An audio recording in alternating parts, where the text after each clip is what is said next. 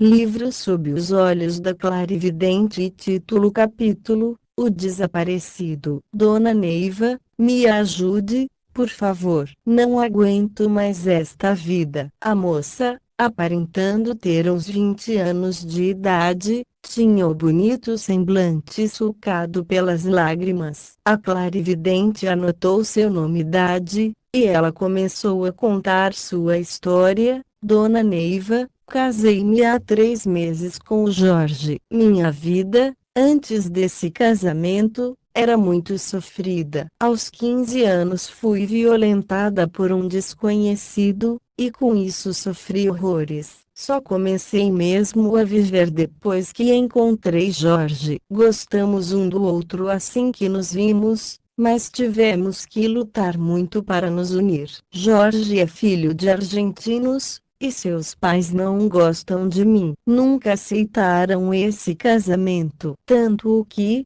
depois de nosso casamento, eles se mudaram para a Argentina. Mesmo assim, nos deixaram o apartamento onde moramos. Jorge formou-se em mineralogia, e adora sua profissão. Seu sonho dourado era se formar e fazer um curso especializado no Rio de Janeiro. Eu trabalho no Instituto do Governo, e nossa vida de casados começou muito bem. Logo que terminamos a lua de mel, Jorge foi ao Rio para fazer o curso. Infelizmente não pude acompanhá-lo, mas, como o período era curto, não me importei muito. 2 meses depois, Jorge voltou, mas me encontrou meio adoentada. Sempre tive complicações ovarianas, e Jorge, assim que chegou, providenciou uma consulta no hospital. O clínico geral que me examinou pediu uns exames e mandou que voltássemos daí a alguns dias. Na data marcada,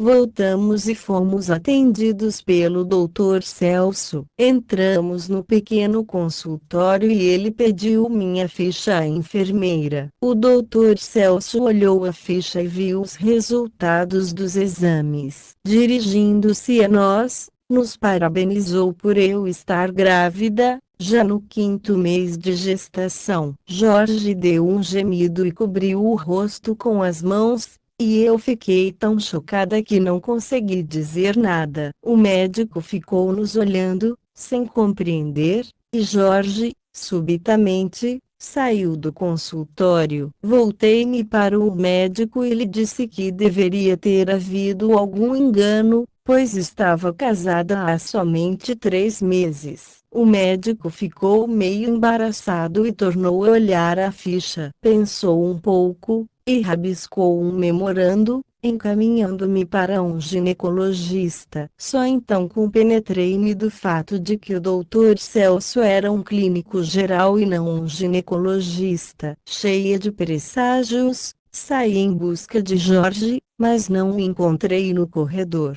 Busquei por todo o hospital e, não o encontrando, peguei um táxi e fui para casa. Lá chegando, vi nosso quarto todo desarrumado, e a empregada me deu o recado de que Jorge tinha viajado. Desde então, Dona Neiva, não tive mais notícias dele. Isso já faz quase 2 semanas e não entendo o que está acontecendo. Tenho certeza de que tudo vai se esclarecer. A moça desandou a chorar. Neiva prometeu fazer tudo que estivesse ao seu alcance para trazer o marido dela de volta. Ele pediu que voltasse na semana seguinte. Continuou atendendo a outros casos e, no fim do dia, lembrou-se da moça. Mãe Etelvina se aproximou e contou a história dela. Há apenas alguns anos, numa encarnação anterior, a moça se chamava Júlia e o atual Jorge se chamava Marcos, e também eram casados. Depois de certo tempo de casados,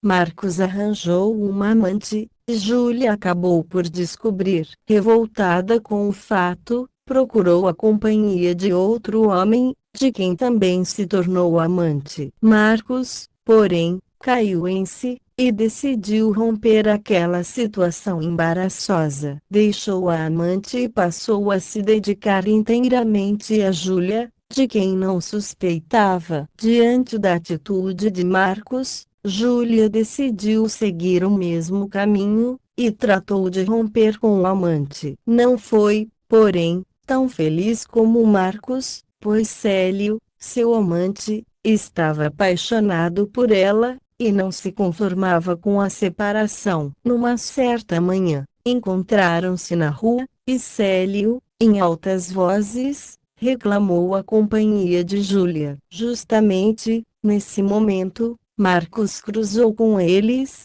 e a situação ficou mais embaraçosa. Júlia saiu-se como pôde daquela dificuldade, conseguindo que Marcos não ficasse sabendo exatamente o que estava acontecendo. Desconfiado, Marcos fingiu sair da cidade, mas ficou vigiando Júlia. Depois de algum tempo, cansou-se daquela vigília, e, compadecido de Júlia, voltou para o lar, convencido de sua inocência. Logo em seguida, porém, sofreu um ataque de febre perniciosa, e foi internado em um hospital, onde ficou, durante 2 meses, em tratamento. Durante todo esse período, ele permaneceu semiconsciente. Finalmente, recuperada sua saúde e esquecido da quase tragédia anterior à doença, voltou para casa,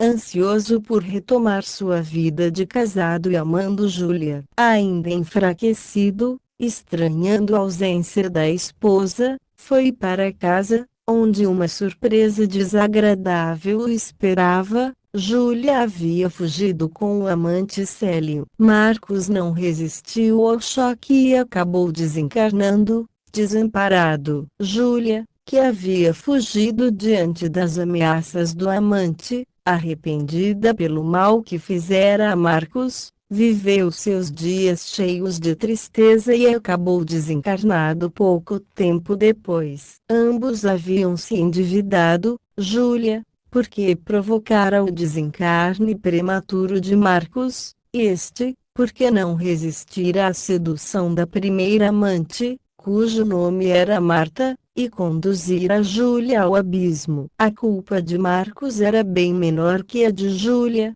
que, com seu comportamento, pusera em perigo, inclusive, a vida de Célio, pois, em dado momento, Marcos pensara em matar ambos. No astral, Marcos, evoluído e já considerado um trabalhador espiritual, atrasava-se devido ao plano onde estava Júlia, menos evoluída, por ser seu companheiro espiritual, almas afins. Ambos pediram nova oportunidade encarnatória, e, assim, vieram parar em Brasília, onde aconteceu o fato. Nada podemos fazer por eles. Júlia e Marcos, nas personalidades de Maria e Jorge, terão que curtir sua dor, até o refazimento total de seus espíritos. Maria, mais atrasada, com mais culpas do passado, irá sofrer mais. Jorge está com os pais, na Argentina, e praticamente já se esqueceu de Maria,